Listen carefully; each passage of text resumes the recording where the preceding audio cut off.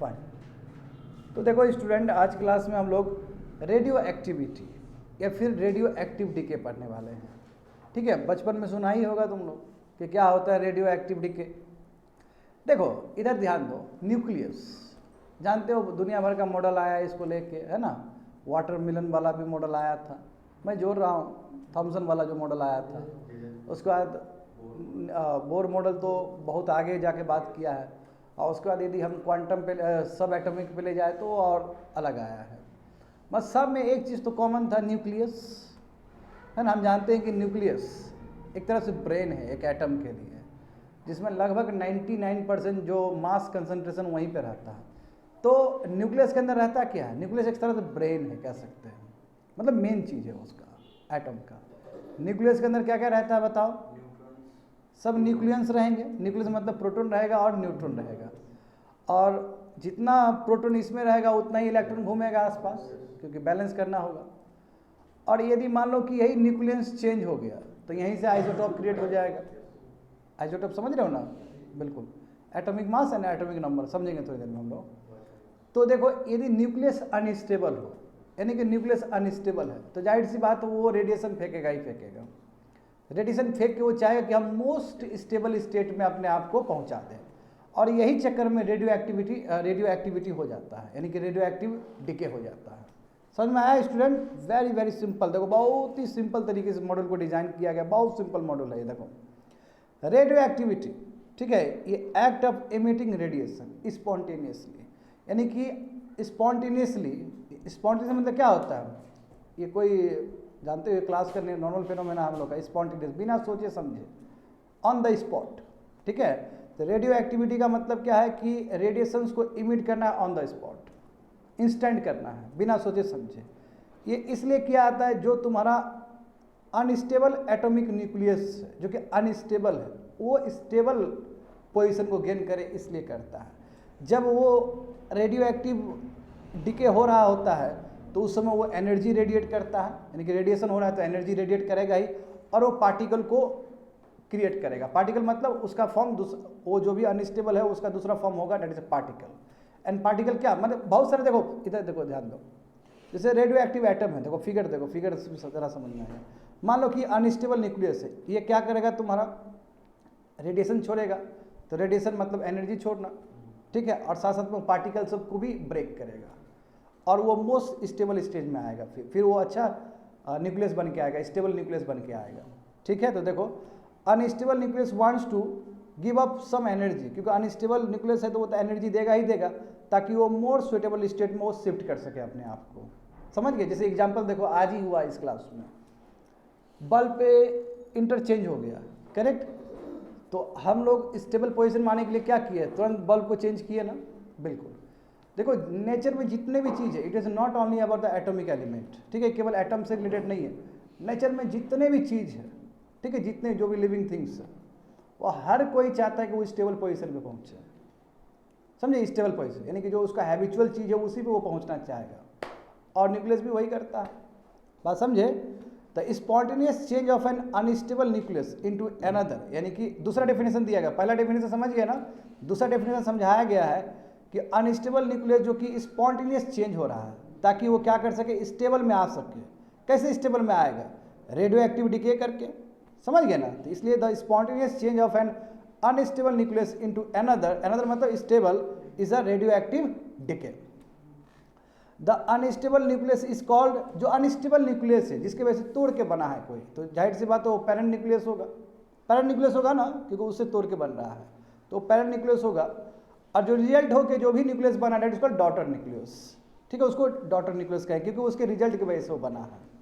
तो daughter nucleus में भी स्टेबल, हाँ डॉटर न्यूक्लियस स्टेबल भी हो सकता है, या फर्दर वो रेडियो एक्टिविटी डीके कर सकता है। क्यों हो सकता है? स्टेबल ना हुआ हो तो फर्दर डीके करके फिर और स्टेबल होगा, क्योंकि डॉटर का भी फिर डॉटर, सो दैट ये तब तक होते रहेगा जब तक स्टेबल ना हो जाए न्यूक्लियस।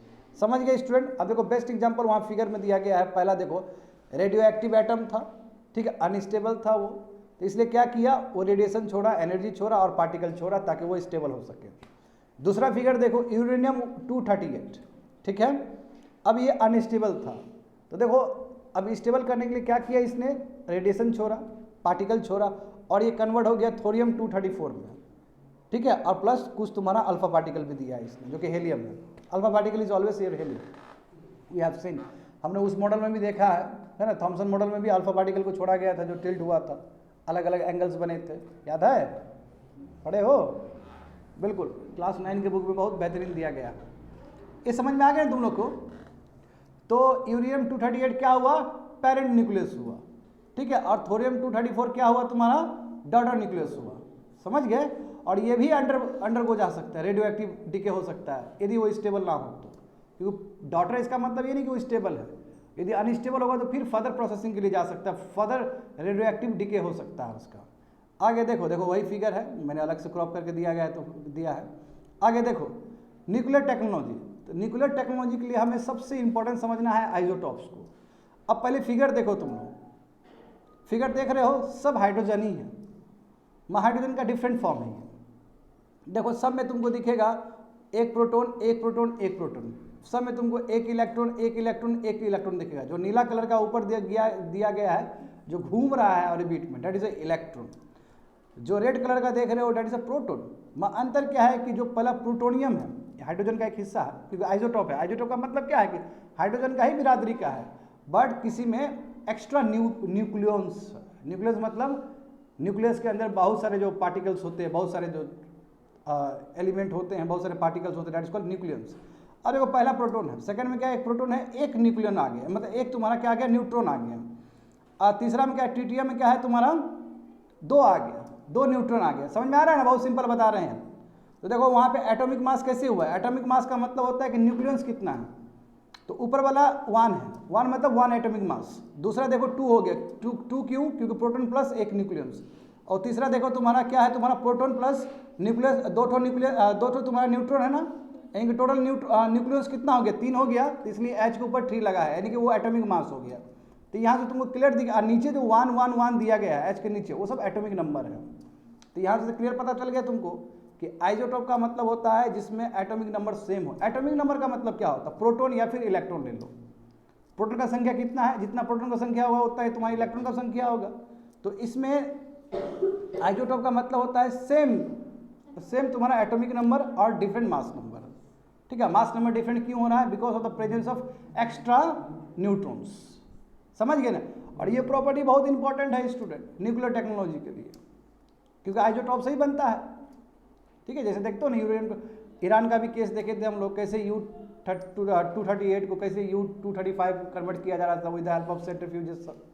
और यदि 80% 90% ज़्यादा फ्यूजेस हो जाए, आज भी करेंगे क्लास, आज या कल करेंगे हम लोग, तो और ज़्यादा एटॉमिक बम बनने का भी चांसेस रहता है, जितना न्यूक्लियर इनरिचमेंट हो। यस वी हैव सीन ना। देखो यहाँ पे देखो, तो वही चीज़ यहाँ बताया गया कि आइसोटॉप्स मतलब atoms of the same element, same element. देखो हाइड्रोजन का ही ये सब है ना, हाइड्रोजन का ही एलिमेंट है, तो यानी कि atoms of the same element, सब अलग अलग एटम है बट सेम एलिमेंट, मतलब हाइड्रोजन का। आज इसका डिफरेंट नंबर ऑफ न्यूट्रॉन्स है। देखो एक में न्यूट्रॉन्स ही नहीं है, दूसरे में एक है और तीसरे में तुम्हारा 3 है, but the number of protons और इलेक्ट्रॉन सेम होगा, नंबर ऑफ प्रोटॉन्स और इलेक्ट्रॉन सेम होगा, क्योंकि एटॉमिक नंबर का मतलब ही होता है या तो इलेक्ट्रॉन का संख्या लो या फिर तुम प्रोटॉन का संख्या लो। जोड़ना नहीं है, जोड़ के नहीं, यदि जोड़ के बोलते तो फिर 1H2 हो जाता है, बस एक ही, या तो इलेक्ट्रॉन का संख्या लो या फिर तुम प्रोटॉन का संख्या लो, समझ गए ना। अब चूंकि ये जो डिफरेंसेस है कि नंबर ऑफ न्यूट्रॉन्स अलग अलग है, अलग अलग आइसोटोप में, किसी में है, किसी में 1 है, किसी में 2 है, इसकी वजह से मास नंबर डिफरेंट हो जाता है, और यही चीज़ को यूज़ किया जाता है। डेफिनेशन दूसरा देखो, दूसरा डेफिनेशन भी दिया है, आइसोटोप्स का मतलब उस टाइप का एटम्स है जिसके पास सेम एटॉमिक नंबर है, यानी कि नंबर ऑफ प्रोटॉन सेम है, समझ गए ना, बट डिफरेंट न्यूक्लियस है, न्यूक्लियस डिफरेंट है। क्यों न्यूक्लियस डिफरेंट, अलग अलग ऐड है, इसका मतलब क्या हो, मास नंबर अलग हो गया, और मास नंबर अलग हो गया ये इसलिए अलग हुआ क्योंकि अलग अलग न्यूट्रॉन्स है, यानी कि न्यूक्लियस अलग है। न्यूक्लियस मतलब दोनों जोड़ के अलग हो जाएगा, प्रोटॉन सेम है बट न्यूक्लियस एक्स्ट्रा है।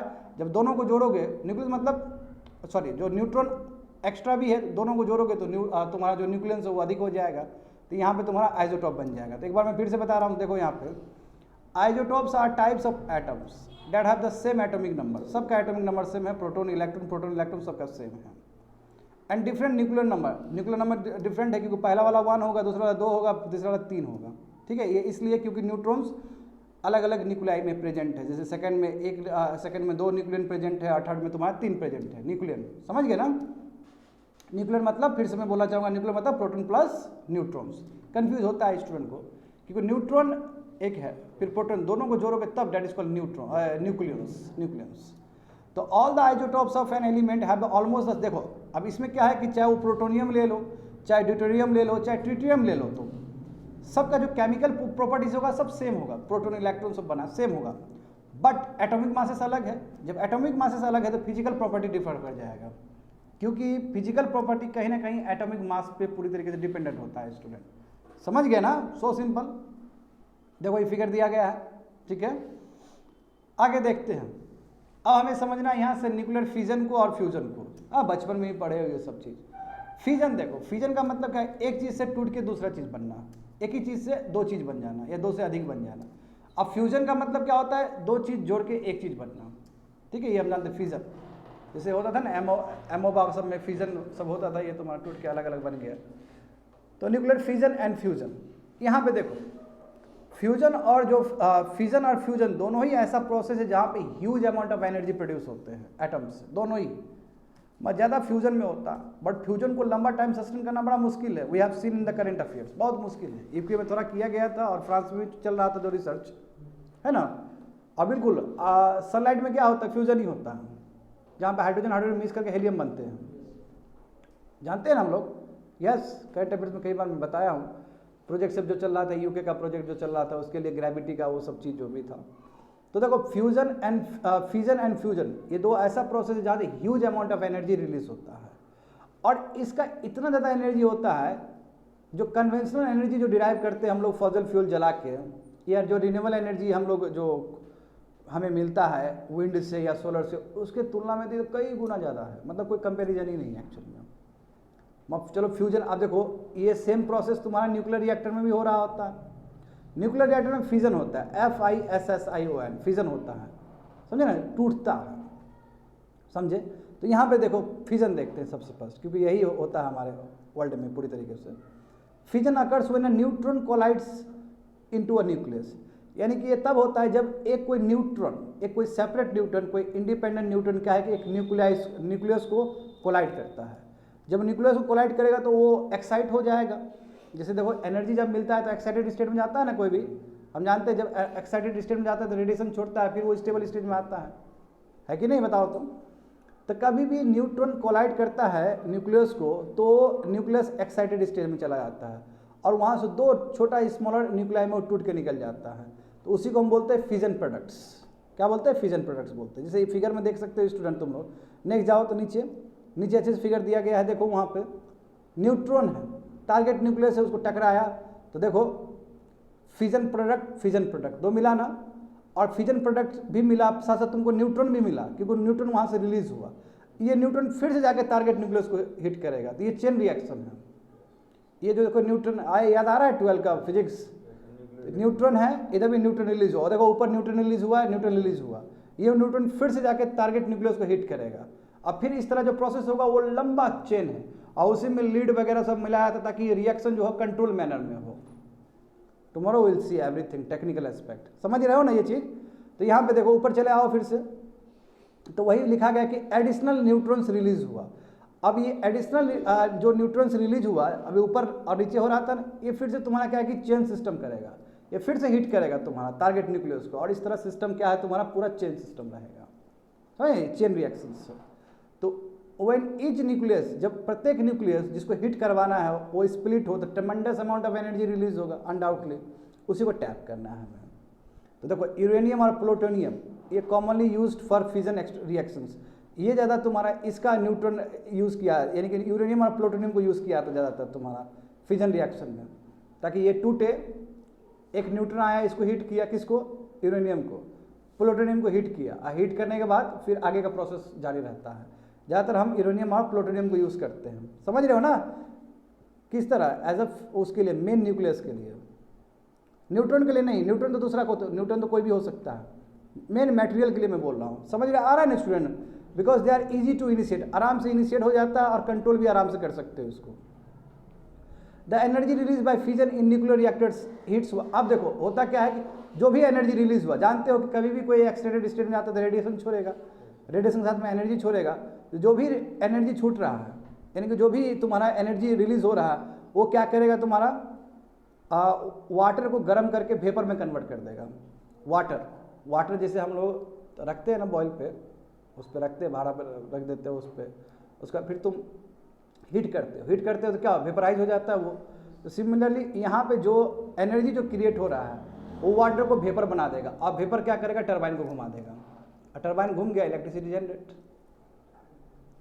और ये कोल थर्मल पावर प्लांट में किस तरह हो रहा है, कोल थर्मल पावर प्लांट में हम जब कोयला को जला रहे हैं तब वहाँ से एनर्जी आ रहा है, और फिर उस एनर्जी से वाटर को स्टीम में कन्वर्ट किया जा रहा है, तब वो तुम्हारा टरबाइन को घुमाता है। That is the basic difference.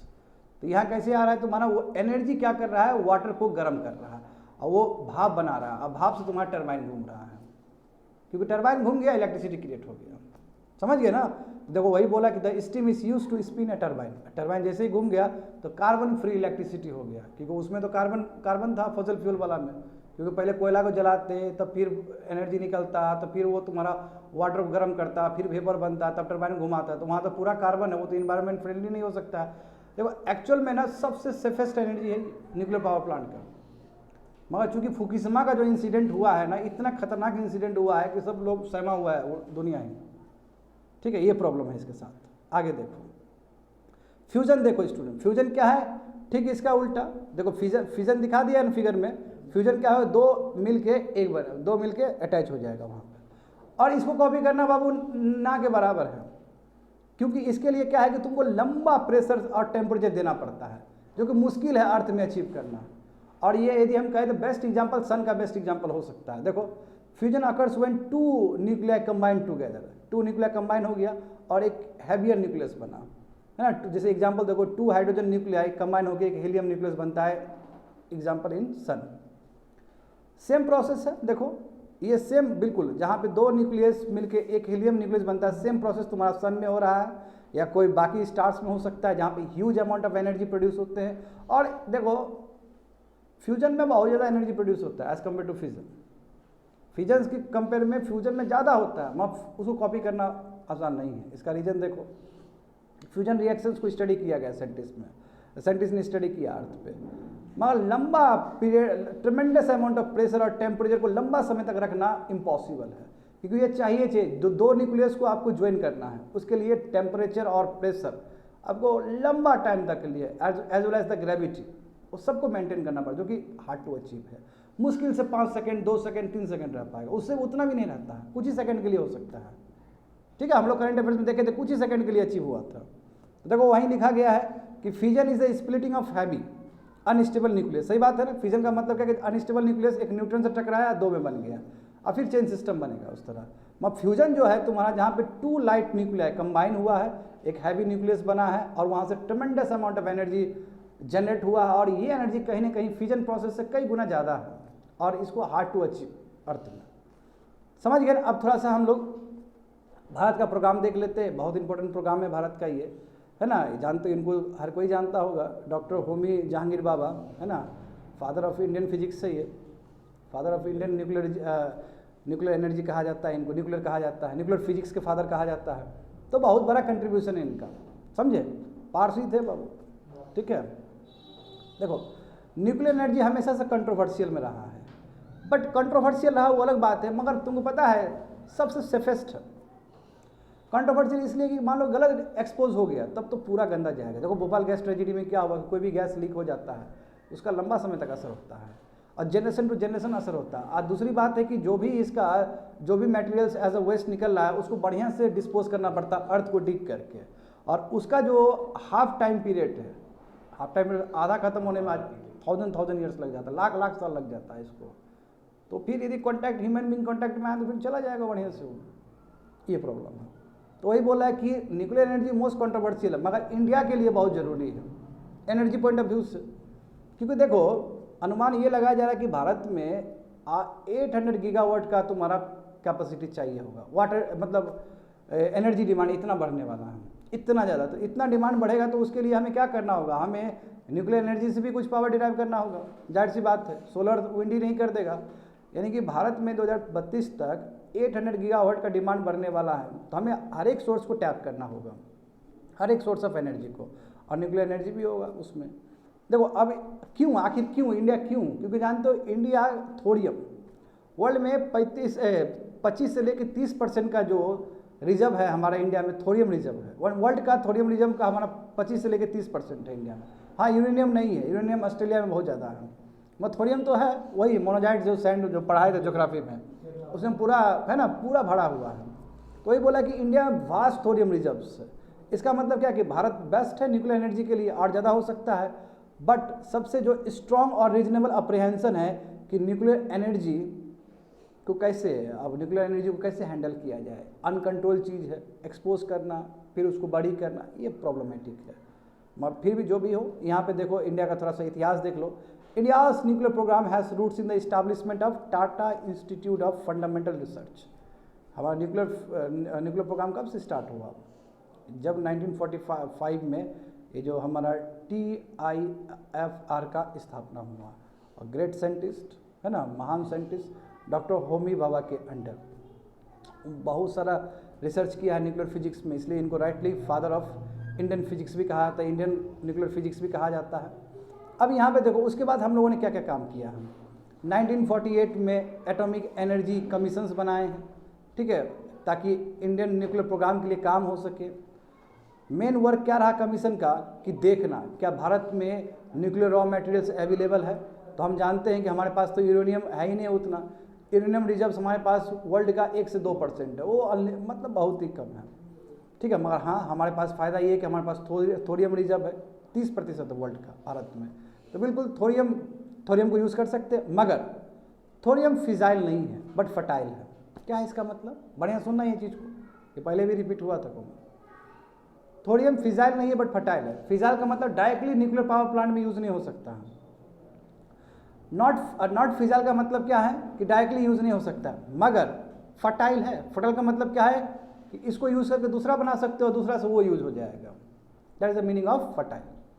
तो ये फिजाइल नहीं है, डायरेक्टली यूज़ नहीं हो सकता है न्यूक्लियर रिएक्टर, बट फटाइल है। फटाइल मतलब क्या है कि थोरियम 232 को हम कन्वर्ट कर सकते हैं 233 में, तब जाके यूज़ कर सकते हैं, जो कि फिजाइल है। यानी कि यूरेनियम 232 क्या है तुम्हारा? फटाइल है, फिजाइल नहीं है, बट इसको हम कन्वर्ट करेंगे फिजाइल में। अब फिजाइल में कन्वर्ट करके यूरेनियम 233 होगा, वो जो कि तुम्हारा यूज़ हो जाएगा। इसी प्रोसेस को कि जो तुम्हारा फटाइल है और नॉन फिजाइल है, उसको जब हम कन्वर्ट करते हैं फिजाइल में, उसी प्रोसेस को ट्रांसम्यूटेशन कहा जाता है। स्टूडेंट समझ गए? यहाँ क्लासिकल एग्जांपल है थोरियम, जो कि फिजाइल नहीं है बट फटाइल है, यानी कि डायरेक्टली यूज़ नहीं हो सकता, बट इस पे बम्बार्टमेंट करके यदि हम यूरेनियम 233 को क्रिएट करें तो ये यूज़ हो सकता है। बात समझ में आ रहा है ना? क्या हुआ, उधर से आ जाएगा क्या? समझ गए ना? To exploit India's thorium reserves. अब इंडिया थोरियम रिजर्व्स तुमको और ज़्यादा बेस्ट बनाना है, तो doctor Homi Bhabha conceived 3 stage nuclear program. इसलिए होमी भाभा क्या किए, 3 स्टेज का न्यूक्लियर प्रोग्राम चलाए थे, और यही प्रोग्राम तुम्हारा स्टेज 1, स्टेज 2, स्टेज 3 है, और बेस्ट करने के लिए। तो ये हम लोग नेक्स्ट क्लास में समझेंगे। पहला क्या है? प्रेशराइज हैवी वाटर रिएक्टर, ठीक है, स्टेज 1। सेकंड क्या है तुम्हारा? Fast breeder reactor. And third one क्या है? Advance thorium based system. तो ये 3 स्टेज है, ये 3 स्टेज को बेस्ट करना है, समझे ना? इसलिए होमी भाभा ने ये 3 स्टेज न्यूक्लियर प्रोग्राम का डिज़ाइन किया था उस समय। नेक्स्ट क्लास में हम लोग यही 3 स्टेज न्यूक्लियर प्रोग्राम के बारे में पढ़ेंगे। That's it.